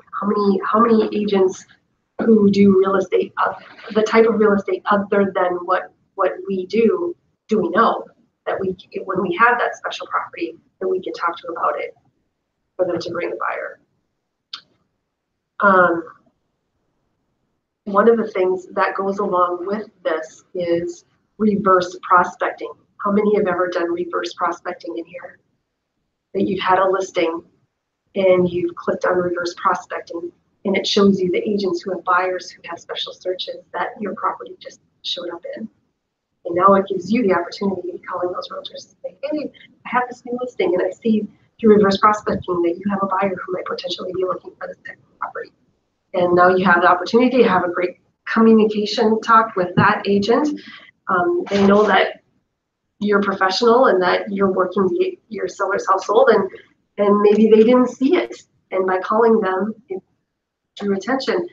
I've had conversations with agents who say, what's reverse prospecting? Or if they know what reverse prospecting is, they'll say, oh, really? I have to think about that. I have to think about who that buyer is, because maybe nothing has been coming on the market that matches that buyer's criteria, and they've kind of forgotten about them. And all of a sudden, here's the house, and you've had that conversation with them, and they're like, oh yeah, I need to call John because I knew that was a long time ago. You know, I need to reach out to him and let him know that this house just came on the market. But if you're telling your sellers that you're proactively prospecting, that's part of it. That's part of reverse So prospecting. is that a program? It's in North Star. It is. It is. Correct. So as If an you go- agent, Exactly. you have to enter, if you have a buyer, that you Yeah. have to take the responsibility to enter. choose reverse prospecting or not. So if you're Oh, working okay. with buyers and you're setting them up on a search, it's an option. You can Okay. set them up on reverse prospecting or not. If you do, there's no harm in setting them up with reverse prospecting. Then don't be surprised if you get a call from an agent who is checking their reverse prospecting on their listings. Same with you, just realize that not every buyer who has a search criteria that it falls under is in reverse prospecting. That makes sense? Yeah. Target your market. Okay, we said that. Number 11, include the home in your company MLS tours, allowing other agents to see the home for themselves. So those of us who have been in real estate for a long time, we remember the days of having tours.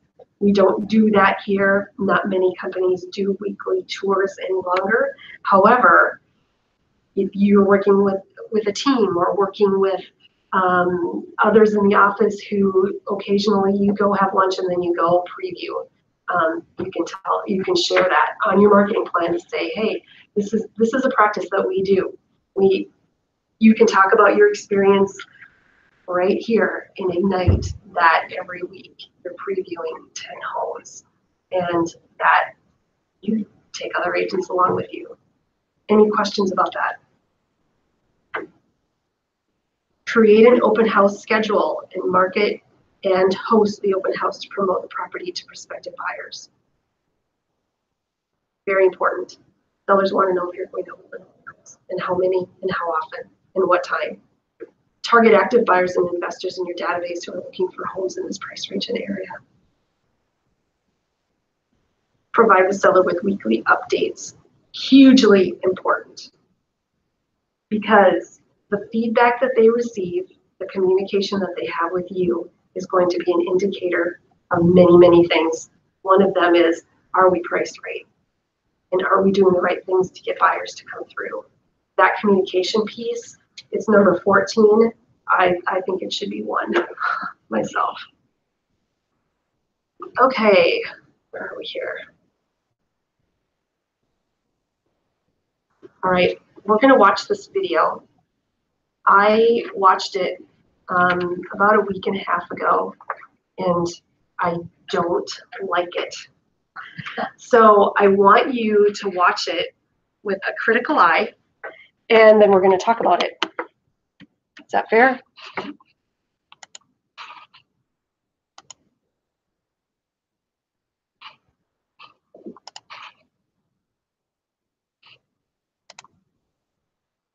Oh, you gotta be kidding me.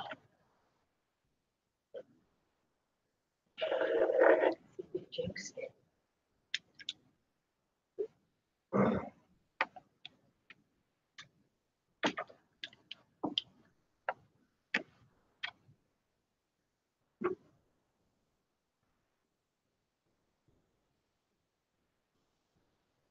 I'm just gonna see if I can connect to my hotspot.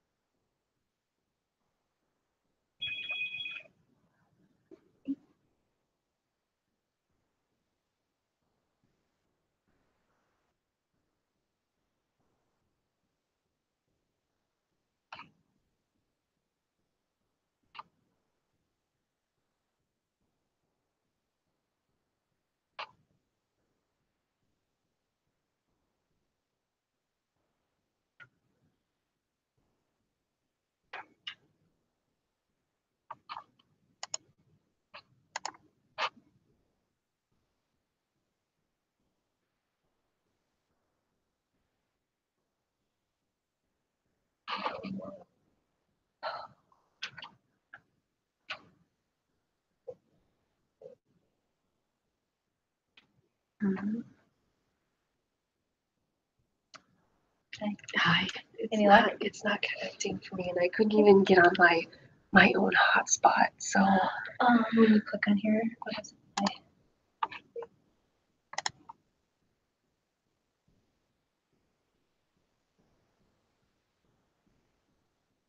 how did you know I was having problems?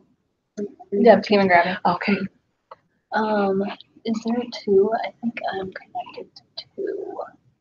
You know, it might be my computer. Sometimes it will. This one. Do you have a hardwire in here? Okay. Just try Keller 11 Ford.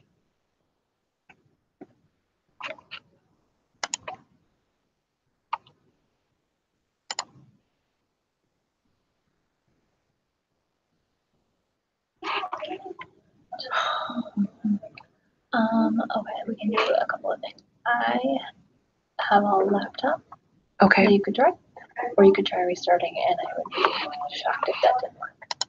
Restarting my computer. But then I lose everything. Yeah. Let me grab mine. Or Oh no, I didn't bring it. It's my That's okay. personal one. do you guys usually take a break? Like, use the restroom? Could we just take a couple minute break? I'll just turn my computer off for a couple of minutes and then. Try this one. Yeah. Was it? But it was connected before, wasn't it? Yeah, but I don't know when. Okay. Yeah, it was when I first got here, Yeah. but I don't know at what point Okay. it stopped connecting. Okay. But sometimes this works. If And I just let it rest and then. Yeah. I don't know why, but if it doesn't work, let me know. We'll Okay. figure out another So. computer for you. Okay, thank you. Take a couple minute break. Sure.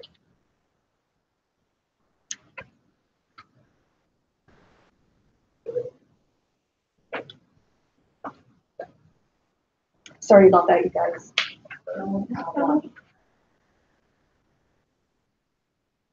Who here hasn't been the victim of, Technology, yeah. Whatever, gremlins. I hate it. I know, but then without it, what do we do? You know, it's like, Nothing, right? Like almost nothing that we can do about it. I remember when I first started, Bob still had books in his office Yes. for real estate. Yeah. And people don't even know how nice it is now compared to back then. You know, you were lucky if you got your hands on the book. Then when you did, I mean, there was no expedited sales unless you had the client coming in. It was insane. We were looking at a house during that time. Yeah. Like, that was 96. And then our transition for a realtor was parking that lot. Yeah. We had just gotten a computer, a desktop computer. So we were looking at homes using the book. And then he invited us over to his home office to do guys something. You can actually, and he paid that was his desktop computer, but he knew that he had to stay on the cutting edge, and that it was the thing that was going to lead down the road. And my husband and I were looking at it like, wow, actually, it was pretty wild. Was that in the 80s? No, it was 90s. It was? Yeah. It was 90s. Gosh, I remember working in corporate America when the World Wide Web Yeah. came into play. I know. I guess it was the early 90s, mid-90s. Yeah. Yeah. Changed everything. Yeah. Hey.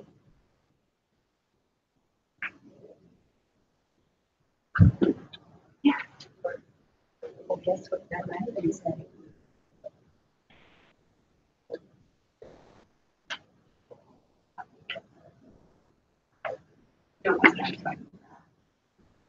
Just call the people that are people say some type of range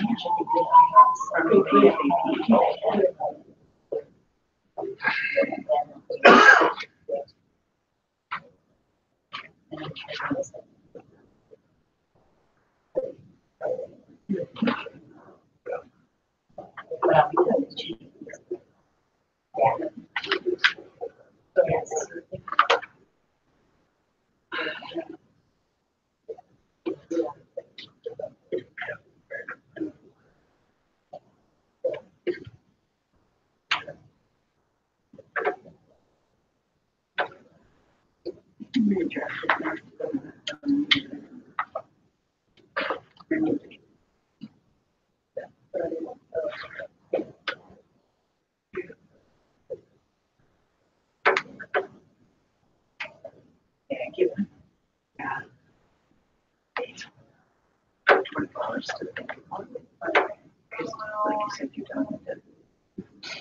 Yeah. Anything do that. Offer it up. They can still be negotiated. They can manage that. They can still come back.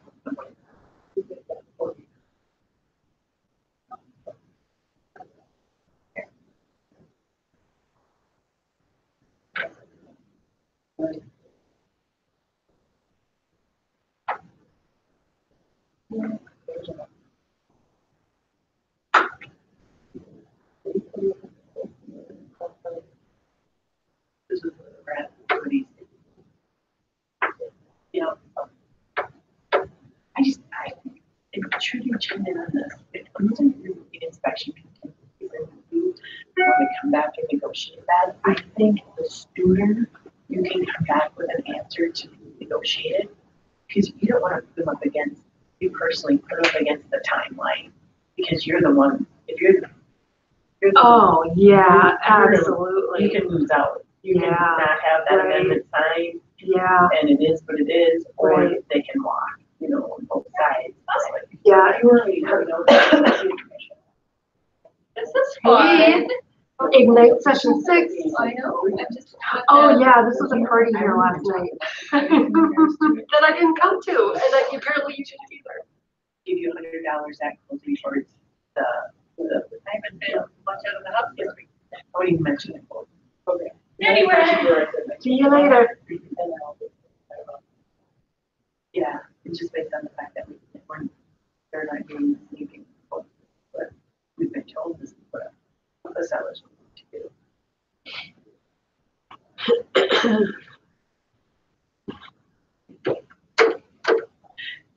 Is Lori dealing with that house again today? They talked to her. And she's showing, she's showing.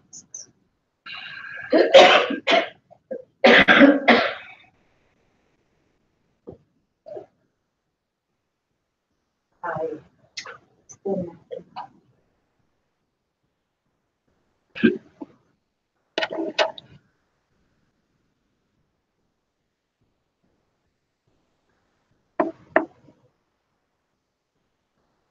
I don't want to lose everybody.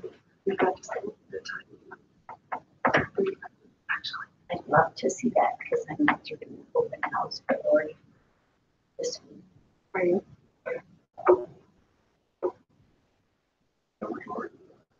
Lori's got these showings this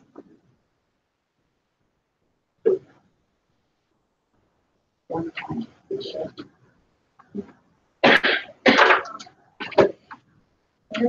Water and right there. 2 weeks ago, I got some in my office.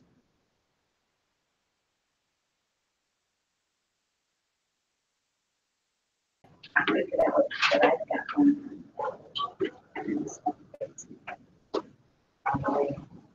Isn't that crazy? So we're Think about it.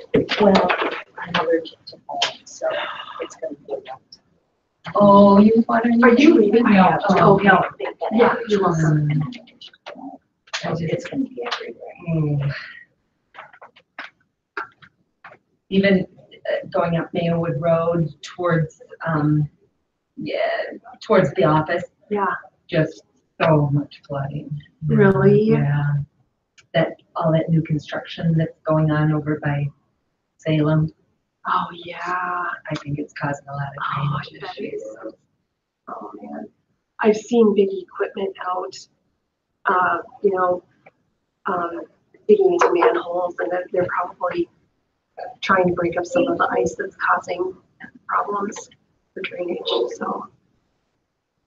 but it's just too much water and not enough places to go. Yeah. That's all. Exactly. Okay, so we're gonna start this discussion. I just want to ask you this, true or false? The more visits a house gets, the faster it will sell. True or false? The more visits a house gets, the quicker it will sell. True or false? What do you say?